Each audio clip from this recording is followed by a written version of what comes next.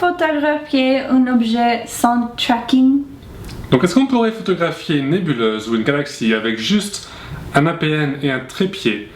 On va attendre que mes cheveux poussent un peu et puis on va aller au désert et essayer de faire une photo de, je sais pas, M42 pour voir et voir si on peut voir, beaucoup de voir, voir si on peut voir du gaz avec seulement cet appareil là et le trépied. C'est parti. Il faut être honnête. Ne vous attendez pas à obtenir des résultats impeccables avec juste un trépied et un appareil photo. Vous n'aurez pas quelque chose comme ça, mais vous allez plutôt avoir quelque chose comme ça.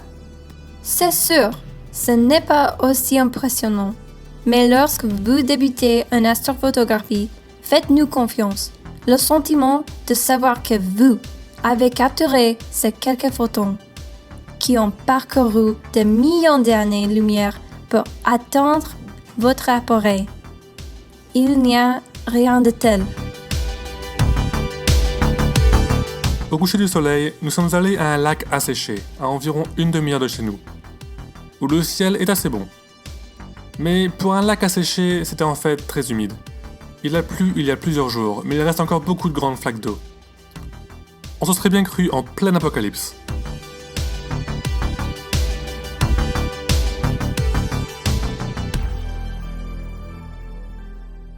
On a pensé à rentrer chez nous et de revenir un jour différent pour faire cette vidéo.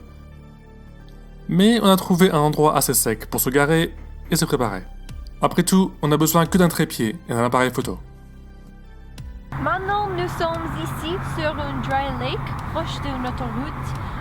Le ciel est ok. Comme ci, comme ça.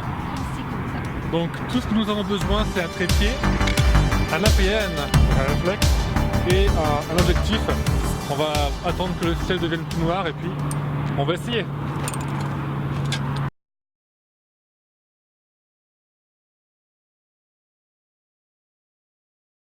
On s'en millimètre comme ça. On se recentre, on fait le zoom digital x10 et on essaye de faire le focus aussi bien que possible, que ce soit très net. Voilà, et on prend la photo. La lune est cool, mais ce n'est pas pourquoi on est là. Vous êtes ici parce que vous voulez savoir si vous pouvez photographier des objets du ciel profond avec seulement un APN et un trépied. Alors, ignorons la lune et attendons que le ciel devienne plus sombre.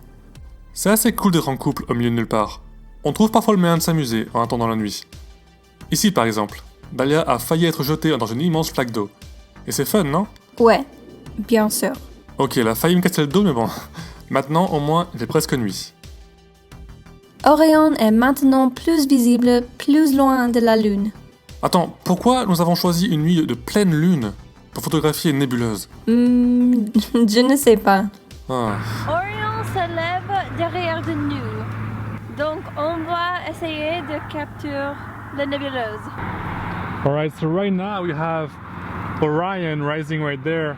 Donc si on commence à 75 mm, on peut facilement voir toute la partie d'Orion près de la nébuleuse, donc la ceinture d'Orion et l'épée. Comme vous voyez ici, voici la ceinture avec l'épée qui est là, je vais vous montrer. Là c'est Orion par la nébuleuse. Donc maintenant on va carrément zoomer à fond, vu qu'on est carrément centré, hein, c'est un coup de chance. On va reprendre une photo. Donc j'ai mis un timer de 2 secondes, au moins mon doigt ne fait pas de... Where's the plane? Comme par hasard il y a un avion qui passe devant. Mais vous voyez il est assez centré, donc j'ai mis 2 secondes avec le timer, avec 2 secondes de pause.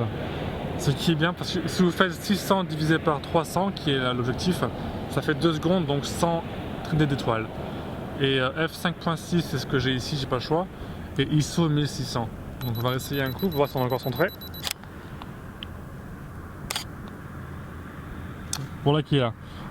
Cette partie ici c'est la voiture qui les phares sont carrément allumés pour que vous puissiez nous voir. Donc je vais éteindre les phares et on va reprendre une photo.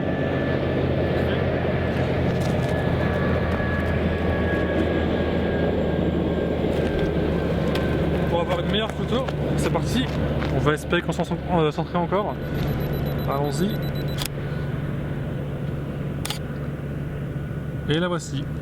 Donc si on zoome, elle est ici. Donc je vous conseille de faire, c'est de faire une série de photos comme ça, avec votre objectif à vous-même, et de ensuite tout stacker ensemble pour pouvoir traiter l'image et avoir une belle photo sans télescope.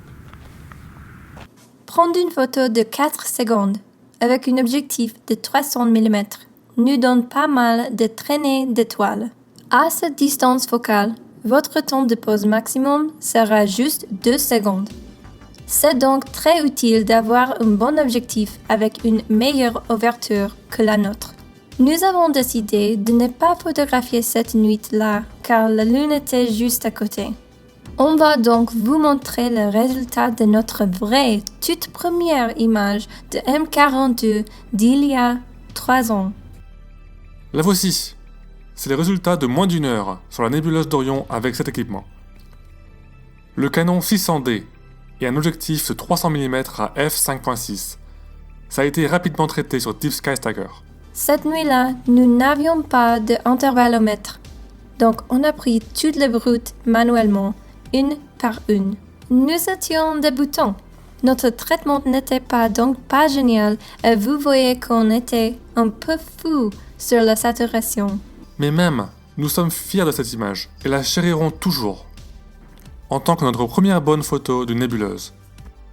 Bien que M42 soit une bonne cible à l'APN et au trépied, il existe de nombreux autres objets du ciel profond que vous pouvez photographier si vous débutez dans le loisir. C'est une bonne idée d'apporter des jumelles avec vous pour scanner le ciel à la recherche d'autres objets visibles. Vous pouvez aussi utiliser une application sur votre téléphone. Voici un exemple de l'amas de Pléiades prise en moins d'1 heure avec cette configuration.